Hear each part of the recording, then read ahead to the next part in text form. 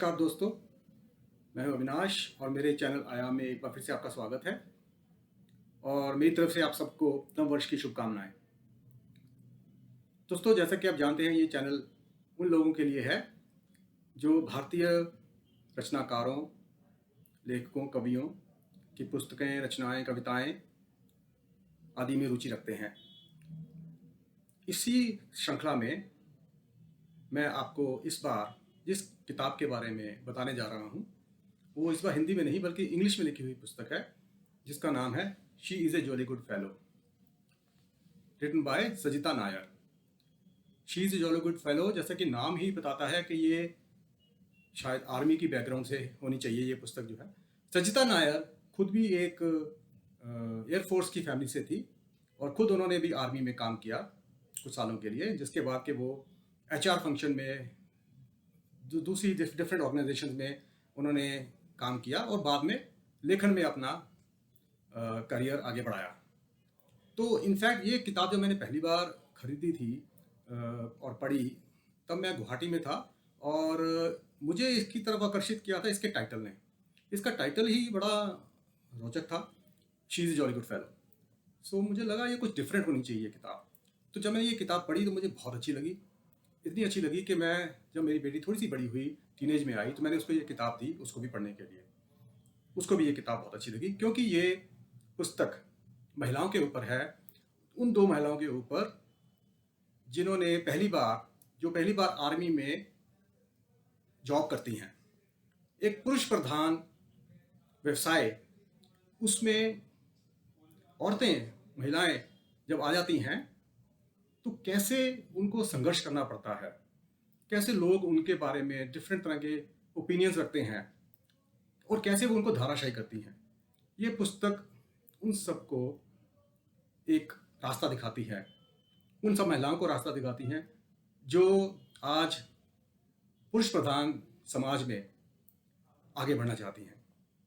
तो ये कहानी जो है दो महिलाएं ऑफिसर्स की हैं, जिसका नाम है दीपा शेखर और अंजू। दोनों जो है आर्मी में जाती हैं। उनकी पोस्टिंग जो है, फर्स्ट पोस्टिंग जो होती है वो दूर दराज इलाके में दार्जिलिंग की तरफ होती है उनकी पोस्टिंग। कुछ हद तक लगता है कि ये शायद उनका एक व्यक्तिगत एक्सपीरियंस भी है सजिता नायर का। तो दोनों जो ऑफिसर्स हैं वो जब भी वहाँ जाती हैं तो ऐसे लगता है कि बाकी जो ऑफिसर्स हैं वो ऐसे उनको ट्रीट करते हैं कि जैसे ये अनवांछित, कोई अवांछित से लोग हैं। ये महिलाएं क्यों आ गई उनके यूनिट में? तो हर बार उनको एक डिफरेंट पैमाने पे नापा जाता है कि ये तो आर्मी में आ गई हैं, इस लायक नहीं है, क्योंकि यहाँ तो जोर और बल उसका उपयोग ज़्यादा होता है। तो ये इनका जो काम है वो सॉफ्ट वाले काम है। तो उनको धीरे धीरे उनको जो काम भी दिए जाते हैं वो बहुत ही सॉफ्ट काम दिए जाते हैं, जैसे कि कोई पार्टी ऑर्गेनाइज करना, जैसे कि रख रखाव, और इस तरह के कामों में उनकी बिल्कुल दिलचस्पी नहीं होती। स्पेशली दीपा की दिलचस्पी इसमें कम होती है, जबकि अंजू धीरे धीरे अपने आप को आर्मी के माहौल में ढालना शुरू कर देती है। उन्हीं के बिछाए हुए जाल में फंसती जाती है वो, और समर्पण कर देती है एक तरह से वो। जबकि दीपा संघर्ष करती है। वो इस तरह के सॉफ्ट जो काम मिलते हैं उसको वो बिल्कुल पसंद नहीं करती और अपनी राय भी उजागर करती है वो अपने ऑफिसर्स को।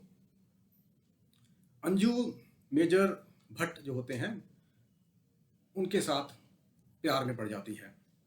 वो एक तरह से प्यार में पड़ना भी एक समझौता था, क्योंकि वो जो मेजर हैं वो 23 साल उससे बड़े हैं, लेकिन क्योंकि वो उनके ट्रेनिंग ऑफिसर हैं इसलिए अंजू को लगता है कि उनके साथ रह के उसकी ज़िंदगी जो है वो थोड़ी आर्मी में भी आसान हो जाएगी। तो वो इस संस्करण के कारण दोनों के बीच में, अंजू और दीपा के बीच में मनमुटाव भी होता है, क्योंकि दीपा उसको समझाती है कि ये उसके लिए अच्छा नहीं है, उसके करियर के लिए अच्छा नहीं है, और ये आदमी भी जो है, मेजर जो है, ऑफिसर जो है, चाहे वो आर्मी में है, लेकिन तुम्हारा उसके साथ कोई भी तालमेल नहीं है। अंजू उसकी बात को दरकिनार करके मेजर भट्ट के साथ शादी कर लेती है। इधर दीपा की मुसीबतें बढ़ती जाती हैं। दीपा के कुछ दोस्त भी बनते हैं, जैसे कि जिसको वो कहते हैं long nose captain Sandeep Singh, एक विशाल गोयाला है जो लेफ्टिनेंट होते हैं, वो कंपनी कमांडर का काम कर रहे होते हैं, और वो धीरे धीरे दीपा को समझते हैं और उसकी फिर मदद भी करते हैं। जब वो जा रहे होते हैं वहाँ से तो उसको रिकमेंड करके जाते हैं और दीपा को टेम्परेरी तौर पे कंपनी कमांडर का काम दिया जाता है। दीपा उस काम को बखूबी निभाती है और धीरे धीरे लोगों को लगता है कि दीपा उस तरह की औरत नहीं है, उस तरह की महिला नहीं है जो सॉफ्ट टारगेट हो, क्योंकि उसके ऊपर बहुत तरह के उनको बहुत तरह के उसके मुश्किल काम दिए जाते हैं। वो उसको करने की पूरी कोशिश करती है अपनी तरफ से, अपनी लगन से। और इसी बीच एक कैप्टन विपिन घोष भी आते हैं वहाँ पे। कैप्टन विपिन घोष जो है वो प्यार का नाटक करते हैं दीपा के साथ। दीपा को धीरे धीरे पता चलता है कि कैप्टन घोष जो है अच्छे आदमी नहीं है और वो अपने आप को उनसे दूर रखती है। अब दीपा की पोस्टिंग अहमदाबाद में हो जाती है और उसका कनेक्ट जो है अंजू से भी टूट जाता है। दोनों अलग अलग जगह पे हैं। दीपा अहमदाबाद में जाती है तो वहाँ पे जो सीईओ होता है, जो कमांडिंग ऑफिसर है, वो पहले तो दीपा को सॉफ्ट का काम देने की कोशिश करता है। दीपा उसको बिल्कुल क्लियरली बोलती है कि मेरे को आप वही काम दीजिए जो एक नॉर्मल आर्मी के ऑफिसर को मिलना चाहिए, क्योंकि उनकी जो कंपनी जो है एक दूर दराज किसी इलाके में उस वक्त काम कर रही होती है, कैंप लगा के बैठी होती है, जहाँ पे कि वो टेंट्स में रहते हैं। तो दीपा को कमांडिंग ऑफिसर वहाँ बुलाना नहीं चाहता क्योंकि स्थिति वहाँ पे बहुत विकट है, बहुत विषम है, रहने के लिए संघर्ष करना पड़ता है। लेकिन दीपा जोर लगाती है कि नहीं, मैं ऐसी स्थिति में रह सकती हूँ, परिस्थितियों का मैं सामना कर सकती हूँ। तो कमांडिंग ऑफिसर उसको वहाँ बुलाता है। वो वहीं उनके साथ रहना शुरू कर देती है उस कैंप में। यहाँ पे फिर उसको एक काम दिया जाता है जो कि बहुत ही अहम काम है। उस वक्त कारगिल का युद्ध शुरू हो जाता है। कारगिल के युद्ध में अब दीपा को कंप्यूटर सेक्शन का इंचार्ज बना दिया जाता है, जो कि सप्लाईज, आर्मी की सप्लाईज को देखती है। दो जो विभाग है आर्मी की सप्लाईज की डिस्पैचेस को और उसका जो सॉफ्टवेयर है उसको करना होता है, यूज़ करना होता है। तो वो उसको बड़ी बखूबी काम करती है और भारत कारगिल का युद्ध जीत जाता है। इस बीच दीपा की मुलाकात एक और आर्मी ऑफिसर हैं जो कैप्टन जोसेफ हैं, उनके साथ उसका काफ़ी अच्छी दोस्ती हो जाती है और वो दो धीरे धीरे प्यार में बदल जाती है, क्योंकि कैप्टन जोसेफ उसको लगता है दीपा को कि बहुत ही समझदार और बहुत ही शांत और सुशील व्यक्ति हैं और उसको समझते हैं। अब कहानी में बहुत सारे ट्विस्ट हैं। पूरी बुक किताब जो है वो उतार चढ़ाव लेके चलती है और काफ़ी रोचक है। अंजू, अब इसमें सस्पेंस ये है अब धीरे धीरे कि क्या होता है। दोनों के धर्म अलग अलग हैं, दोनों के परिवार क्या सोचते हैं। क्या दीपा और कैप्टन जोसेफ का विवाह होता है? क्या इसमें उनके पुरानी दोस्त अंजू दीपा की मदद के लिए आती है? अंजू का क्या होता है? ये सब सवाल जो हैं वो आपको किताब पढ़ने के बाद ही पता लगेंगे।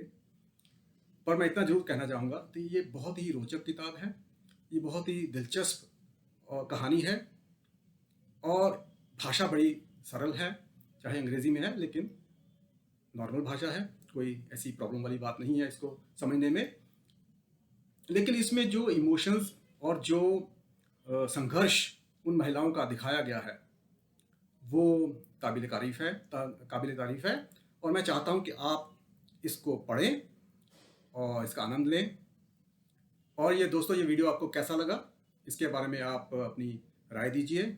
मेरे चैनल को आप सब्सक्राइब कीजिए, इसको लाइक कीजिए, अपने दोस्तों के साथ शेयर कीजिए। अगले हफ्ते फिर आपके साथ हाजिर होऊंगा किसी एक और पुस्तक के बारे में या किसी और रचनाकार के साथ आपके साथ मुलाकात करवाने के लिए। धन्यवाद।